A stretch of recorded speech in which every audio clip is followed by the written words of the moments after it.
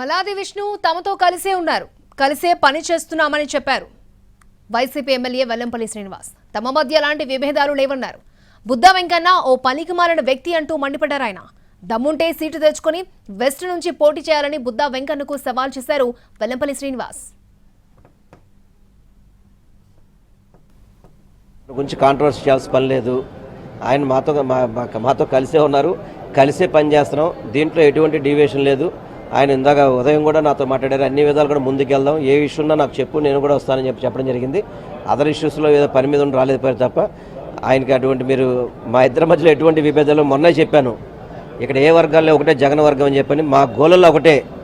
రేపు వచ్చే ఎన్నికల్లో సెంట్రల్ నియోజకవర్గాల్లో తెలుగుదేశాన్ని డిపాజిట్ లేకుండా చేయాలని ఉద్దేశంతో ముందుకెళ్తున్నాం. అది అందరం కలిసి సాధిస్తాం.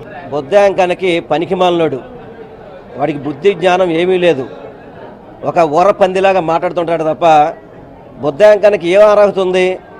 వాళ్ళ అన్నయ్యని, వాళ్ళ సొంత అన్నయ్యని కార్పొరేటర్గా గెలిపించలేని ఎదవా బొద్దాంకన్న. ఆయన 2 సార్లు పార్లమెంట్ సభ్యుడిగా గెలిచాడు. అతను ఏం మాట్లాడతాడు బొద్దాంకన్న? ప్రజాదరణ ఉంది అతనికి, ఏమన్నా నోరు ఉందిగా అని చెప్పిన ఓహో ఎగేసుకు పడ్డం తప్ప ఒక ఓటు లేదు అతనికి, నుంచునే దమ్ము లేదు. నేను బొద్దాంకని ఛాలెంజ్ చేస్తున్నాను.